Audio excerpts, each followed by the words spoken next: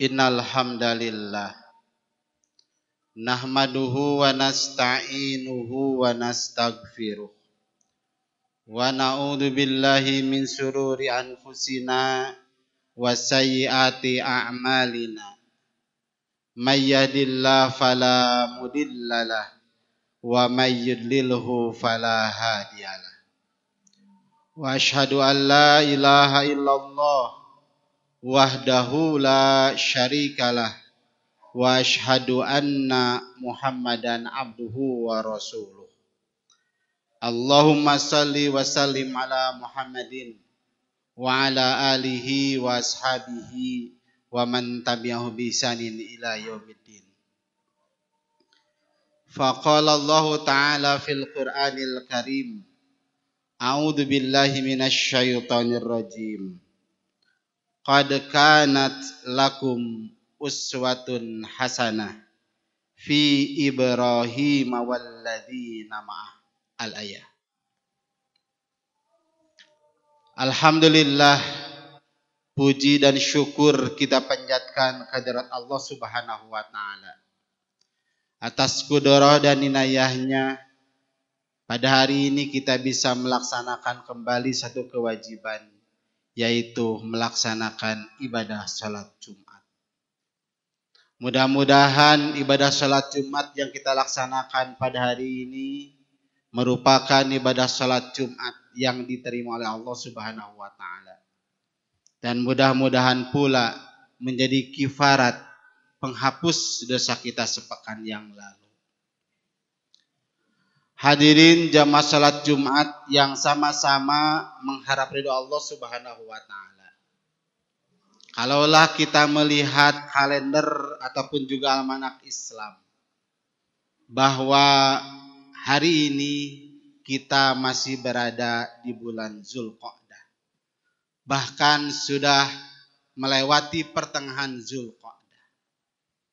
Dan sebentar lagi kita akan memasuki bulan Zulhijjah. Tentu ketika memasuki bulan Zulhijjah, maka kita teringat, bahkan diingatkan pula oleh para khatib, oleh para mubaligh, bahkan juga oleh DKM masjid. Ajakan untuk beribadah di bulan Zulhijjah, wabil khusus ajakan untuk beribadah kurban.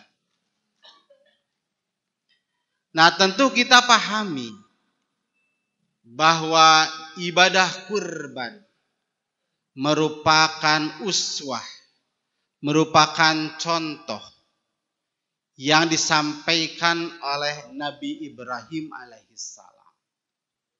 Bahkan banyak ibadah-ibadah yang dicontohkan oleh Nabi Ibrahim alaihissalam dan juga diamalkan di zaman Nabi Muhammad sallallahu alaihi wasallam dan menjadi syariat Islam.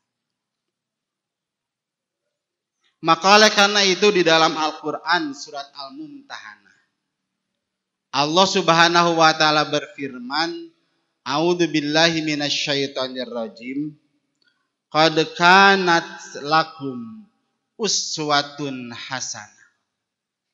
Sungguh telah ada bagi kalian uswatun hasanah, suri tauladan yang baik, fi Ibrahim walladzina ma'ah, pada diri Nabi Ibrahim dan juga orang-orang yang bersamanya.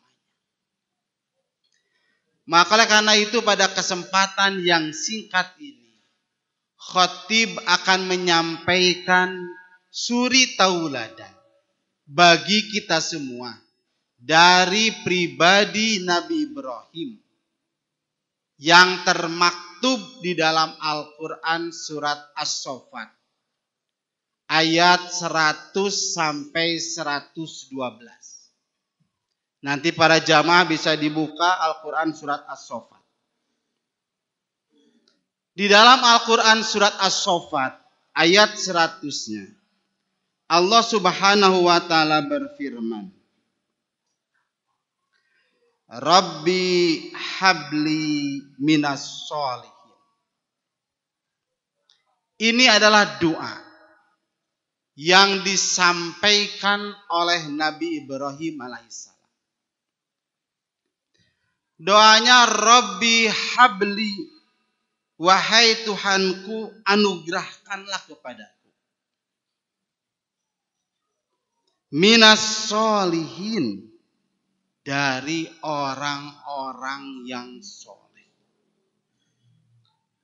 Dan ini suri tauladan pertama, yaitu kita berdoa kepada Allah Subhanahu wa ta'ala seperti halnya Nabi Ibrahim berdoa kepada Allah Subhanahu wa ta'ala, memohon turunan yang baik, memohon zuriyah, memohon anak dan cucunya adalah orang-orang yang soleh. Bukan hanya Nabi Ibrahim yang memohon kepada Allah agar diberikan keturunan yang soleh yang baik. Bahkan Nabi Zakaria pun berdoa dengan ungkapan dzurriyatan thayyibah, yaitu turunan yang baik. Nah, maka karena itu kita juga sama, memohon kepada Allah agar generasi pelanjut kita, anak cucu kita adalah generasi yang solih. Seperti halnya Nabi Ibrahim memohon kepada Allah Subhanahu wa ta'ala agar diberikan generasi yang solih. Maka dilanjutkan dengan ayat selanjutnya, fabasyarnahu bigulamin halim.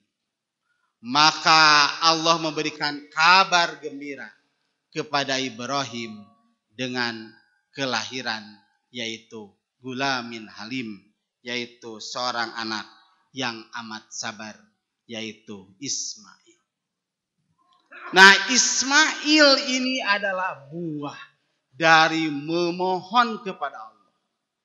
Memohon kepada Allah turunan yang baik, maka Allah berikan kabar gembira kepada Ibrahim, yaitu dikaruniai seorang anak, yaitu Ismail.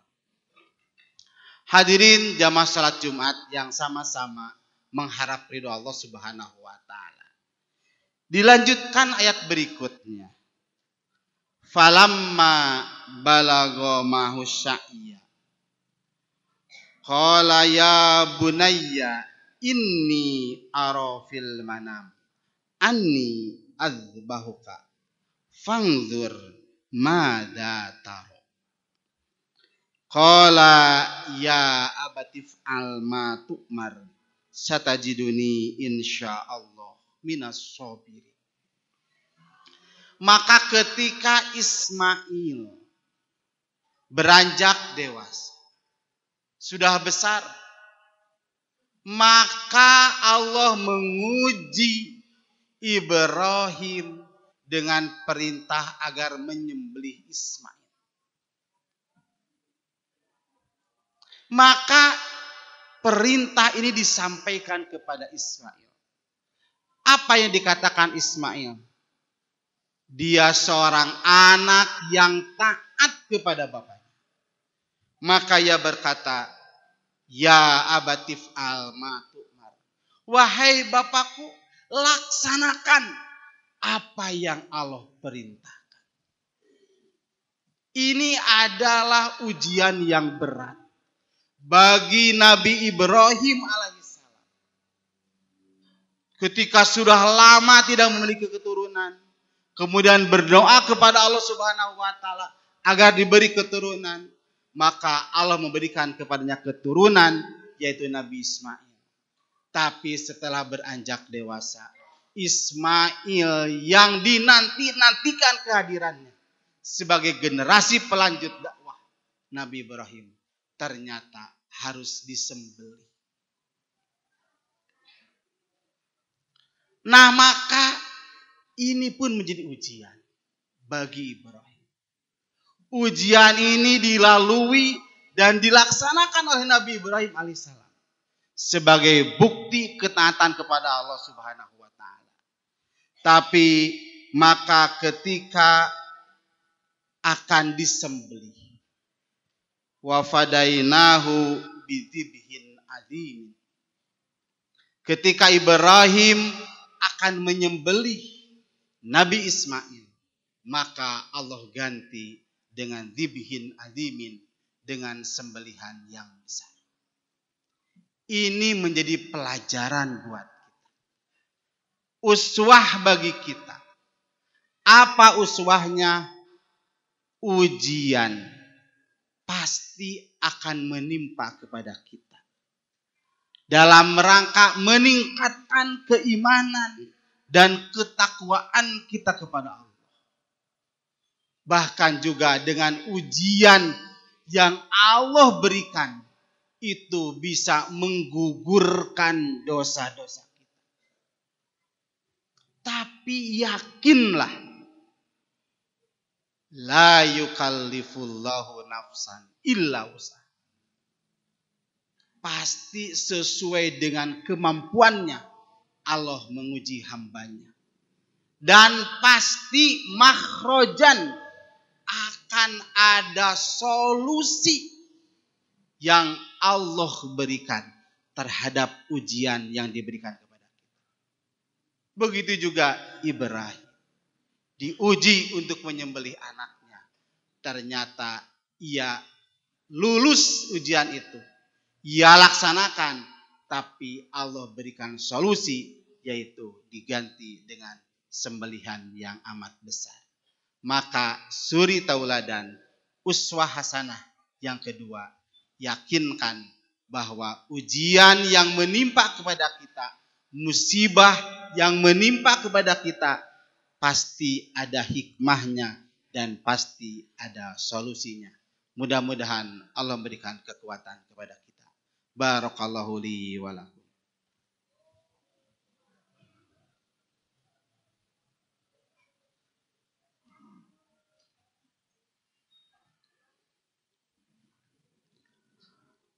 Alhamdulillah.